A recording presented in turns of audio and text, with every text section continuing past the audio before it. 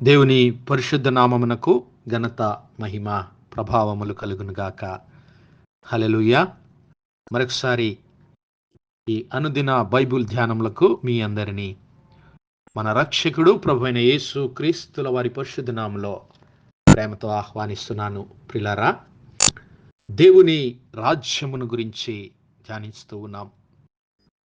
మరి దేవుని రాజ్యమును మనకు ప్రకటించడానికి దేవుడు తన ప్రియ కుమారుడైనటువంటి క్రీస్తు ప్రభుల వారిని ఈ లోకంలోనికి పంపించాడు. అందుకే క్రీస్తు ప్రభుల వారు ఈ లోకంలో ఆయన జీవించినంత కాలము దేవుని రాజ్యమును గురించి ప్రకటించాడు. అంతేకాదు, ఆయన శిష్యులను తన శక్తి చేత నింపి పరిశుద్ధాత్మను వారికి అనుగ్రహించి దేవుని రాజ్య సువార్తను ప్రకటించడానికి వారిని పంపించాడు. అంతేకాదు, ఆయన మరణాన్ని జయించి పునరుత్థానుడుగా తిరిగి లేచి దేవుని రాజ్యమును గూర్చినటువంటి అనేక విషయాలు శిష్యులకు బోధించాడు, వారిని సిద్ధపరిచాడు. మరి నీవు నేను ఆ దేవుని రాజ్యము కొరకు, ఆ దేవుని నిత్య రాజ్యములో పాలిభాగస్థులం కావడానికి మనలను మనము సిద్ధపరచుకొనవలసినటువంటి వారమై ఉంటున్నాం.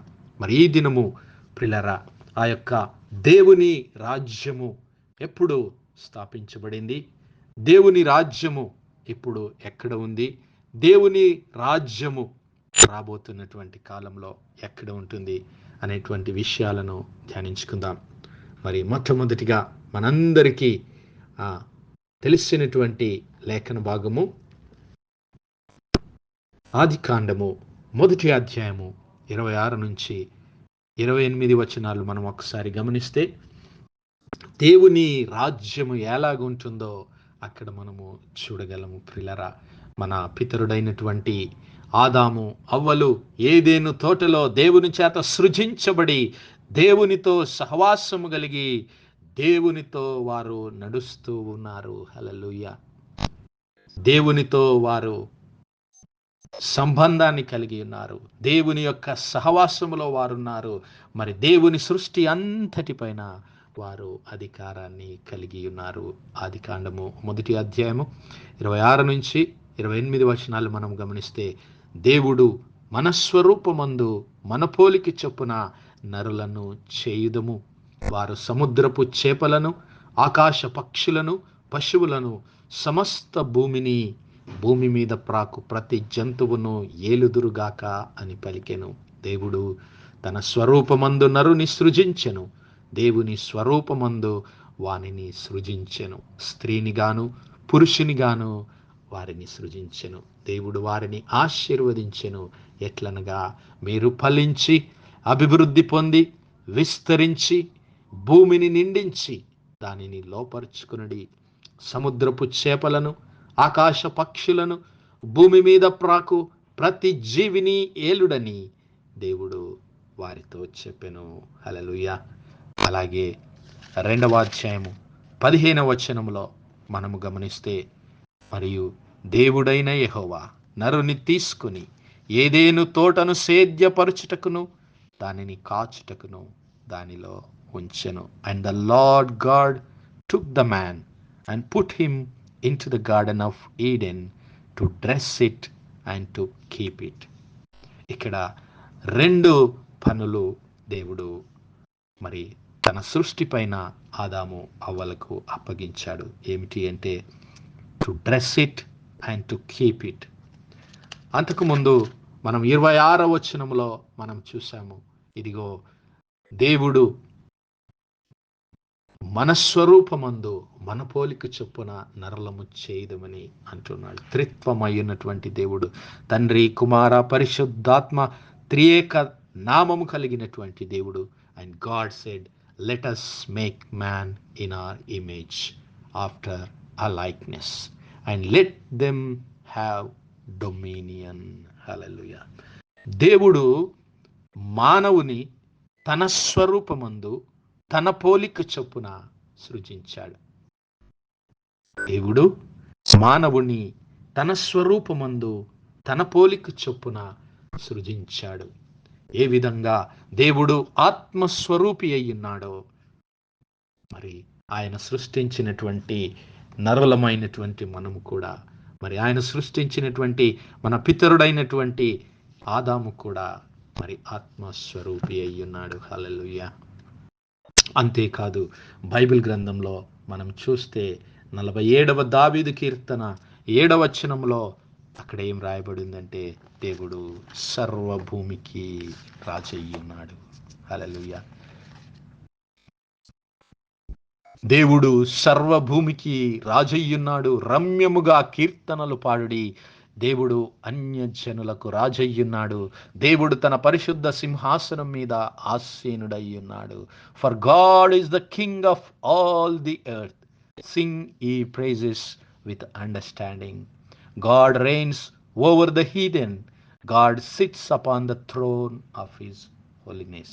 Hallelujah. ఆయన సర్వభూమికి, సర్వ జనములకు ఆయన రాజయ్యుంటున్నాడు.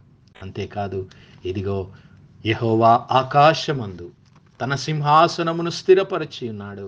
ఆయన అన్నిటి మీద రాజ్య పరిపాలన చేయును. 103వ దావీదు కీర్తన 19వ వచనాన్ని గనుక మనం గమనించినట్లయితే, the Lord has prepared his throne in the heavens and his kingdom rules over all. ఆయన అన్నిటి మీద రాజ్య పరిపాలన చేస్తున్నాడు. పరలోకములో ఆయన తన సింహాసనాన్ని, పరిశుద్ధ సింహాసనాన్ని స్థిరపరిచినటువంటి దేవుడు, మరి ఇదిగో తన పోలిక చొప్పున తన స్వరూపమందు నరిని సృజించి మరి భూమిని ఏలడానికి, hallelujah, to have dominion over the earth, అనగా ఒక రాజుగా ఈ భూలోకంలో నరుని దేవుడు సృజించాడు. Hallelujah. To have dominion. Dominion అనే మాటకు వాడబడినటువంటి గ్రీక్ మాట ఏమిటి అంటే, పిల్లరా, రడాహ్. రడాహ్ అనగా పరిపాలించడం, అధికారంతో పరిపాలించడం, లోబర్చుకొనడం అనేటువంటి మాట. మరి దేవుడు చేసిన సృష్టిని అంతటిపైన దేవుడు రాజుగా, అధికారిగా, తన మరి ప్రతిబింబముగా తన యొక్క అధికారాన్ని మరి జరిగించడానికి దేవుడు మానవుని సృజించాడు. హల్లెలూయా. అది దేవుని అధికారమును ఈ లోకంలో కొనసాగించడానికి, దేవుని యొక్క ప్రతిరూపముగా, ప్రతిబింబముగా ఆయన నరుని సృజించి మరి తన సృష్టినంతటిని ఏలటానికి, తన సృష్టితో మరి సంబంధము కలిగి ఏలడమే కాదు ప్రియులారా. దెన్ రెండవ మాట మనం చూస్తాము, అండ్ సబ్డ్యూ ఇట్ 28వ వచనంలో, and God bless them and God said unto them, be fruitful and multiply and replenish the earth and subdue it. దేవుడు వారిని ఆశీర్వదించెను. ఎట్లనగా, మీరు ఫలించి అభివృద్ధి పొంది విస్తరించి భూమిని నిండించి దానిని లోబరుచుకునుడి. గ్రీకు మాటలో లోబరుచుకునుడి అనేటువంటి మాట కబాష్. కబాష్ అనగా మరి దానిని లోబరుచుకునడం, దానిని లోబరుచుకొని మరి దేవుని చిత్తానుసారముగా ఈ సృష్టిని అంతటిని పరిపాలించడం, దేవుని సృష్టినంతటిని పైన దేవుని చిత్తానుసారంగా అధికారము కలిగి ఉండడం. అంతేకాదు, మూడవ మాట ఏమిటి అంటే, 2వ అధ్యాయం, ఆదికాండం 2వ అధ్యాయం 15వ వచనంలో చూసాం, మరియు దేవుడైన యెహోవా నరుని తీసుకుని ఏదెను తోటను సేద్యపరచుటకును దానిని కాచుటకును, dress it and to keep it.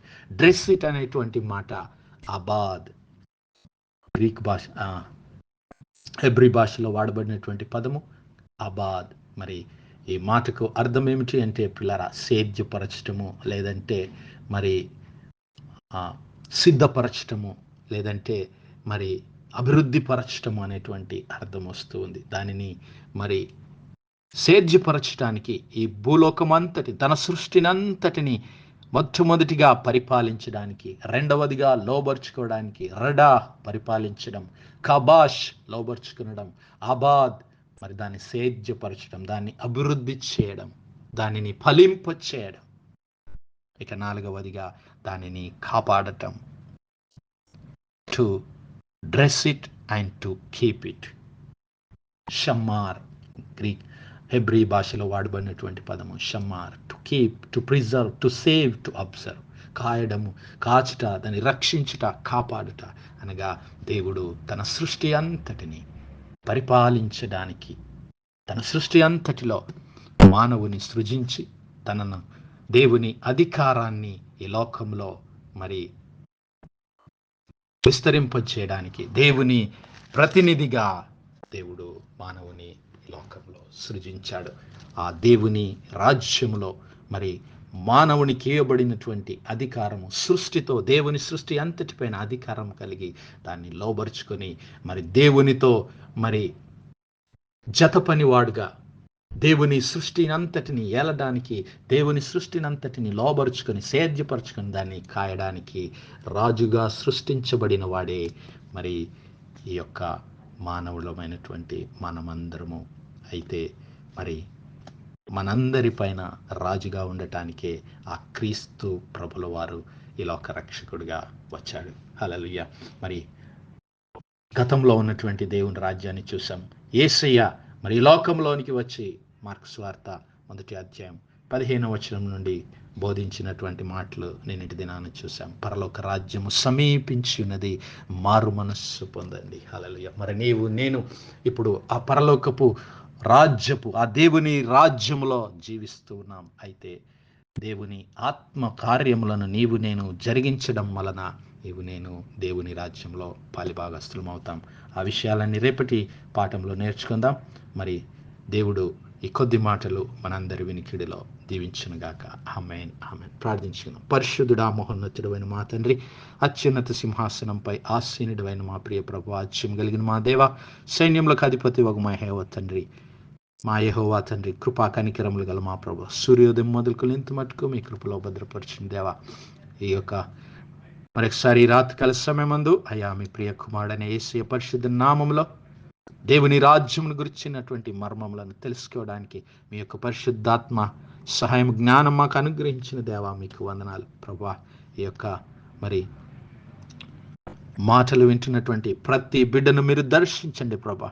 కృంగిన వారిని లేవనెత్తండి యేసయ్య.